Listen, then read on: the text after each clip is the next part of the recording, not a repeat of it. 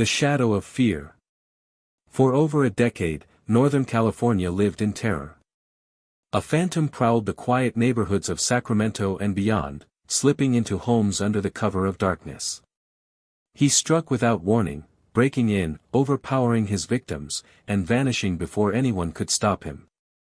His crimes were brutal: rape, assault, and murder, all carried out with chilling precision.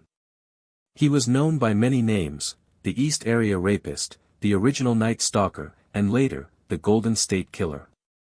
But to those who had survived his attacks or feared he might come for them next, he was simply the monster lurking in the shadows. The fear he instilled spread far beyond the walls of his victims' homes. Parents checked locks twice before bed, women kept flashlights and baseball bats within reach, and neighborhoods formed watch groups in a desperate attempt to feel safe. Police worked tirelessly, but the killer always seemed one step ahead, leaving behind little more than fear and unanswered questions. As the years passed and the case went cold, the legend of the Golden State Killer grew, becoming one of the most infamous unsolved mysteries in American history. A trail of terror. Joseph James DeAngelo's reign of terror began in the mid-1970s, when he first struck as the East Area Rapist. Under the cover of darkness, he targeted young women in their homes, breaking in with surgical precision. He would often wait until they were asleep, then attack with terrifying efficiency, binding his victims, blindfolding them, and silencing any cries with threats or violence. His methods were calculated. He left little evidence behind, making it nearly impossible for investigators to connect the assaults. Over time, he escalated from sexual assault to full-blown home invasions, adopting the identity of the original Night Stalker. Now, he wielded weapons. Baseball bats, knives, even guns, to control his victims, sometimes forcing entire families to endure the horror alongside their loved ones. DeAngelo's unpredictability made him an elusive predator.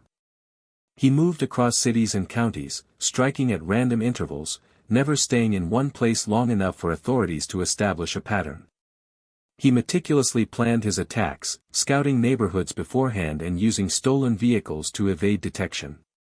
Some nights, he would commit multiple crimes in a single evening, disappearing like a ghost before dawn. The sheer brutality of his crimes and his ability to stay hidden for so long cemented his reputation as a nightmare made real. A monster in the dark. No one was safe when the Golden State Killer struck.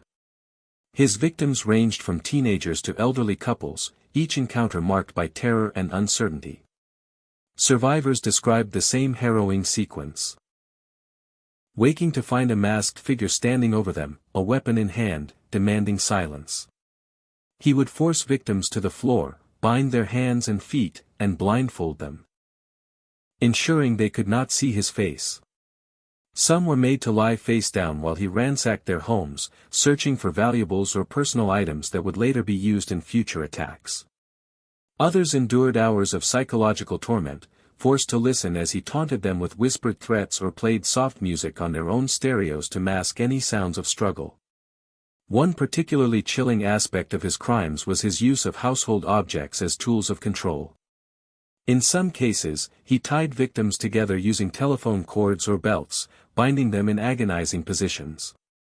He would sometimes leave behind strange tokens, a stolen item placed in an unexpected location, or a cryptic message scrawled in lipstick or shoe polish. These acts only deepened the sense of dread, reinforcing the idea that he was always watching, always waiting. Each survivor was left with lasting trauma, haunted by the knowledge that the man who had invaded their homes remained free. A case that defied justice. Despite decades of relentless investigation, the Golden State Killer evaded capture, leaving law enforcement baffled at every turn.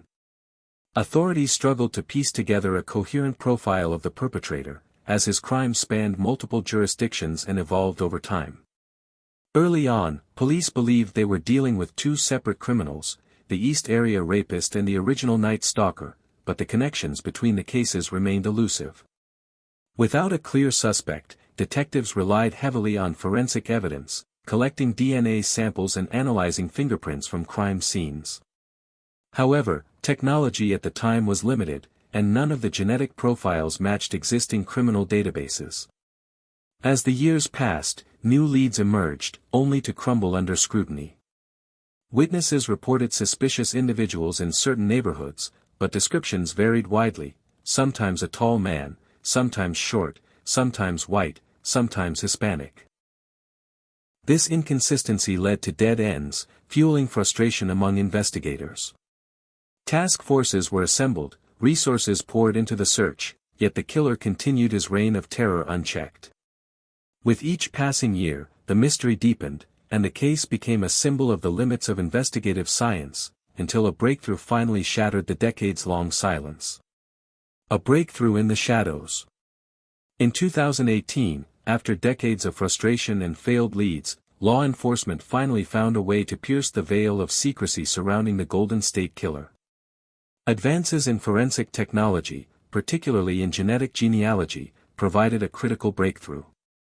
Investigators uploaded a DNA profile from the crime scenes to a public genealogy database, hoping to find distant relatives who could help build a family tree. It worked, matches appeared, linking the suspect to distant cousins, allowing detectives to narrow down the list of possible suspects. Through painstaking research and surveillance, they zeroed in on Joseph James D. A former police officer whose background had once given him an insider's understanding of how investigations worked. On April 24, 2018, D'Angelo was arrested in his modest suburban home in Citrus Heights, California. Law enforcement swarmed the neighborhood, capturing the moment that had eluded them for over 4 decades. The arrest sent shockwaves through the nation. Victims, survivors, and families who had waited decades for justice watched in stunned silence as the man responsible for so much suffering was finally taken into custody. The case that had defied resolution for so long was finally coming to an end. A legacy of horror and hope. Joseph James D'Angelo's trial unfolded in a courtroom filled with emotional testimonies, decades-old evidence, and the weight of countless lives forever altered. In June 2020, facing overwhelming forensic proof and the prospect of the death penalty, D'Angelo pleaded guilty to 13 counts of murder and numerous additional charges, including kidnapping and sexual assault. Rather than risk a trial, he accepted a sentence of life imprisonment without the possibility of parole, ensuring he would never walk free again. For survivors and families of the victims, the plea brought a measure of closure, though no sentence could erase the pain inflicted by his crimes. Yet, beyond the courtroom, D'Angelo's case left a profound impact on both law enforcement and society. His capture demonstrated the power of modern forensic technology, proving that even the coldest cases could be solved with persistence and innovation. More importantly, his story highlighted the resilience of survivors, individuals who had lived in fear for decades but now stood strong, their voices finally heard. While the Golden State Killer's reign of terror ended in a prison cell, his legacy served as a reminder that justice, no matter how long delayed, is still worth pursuing.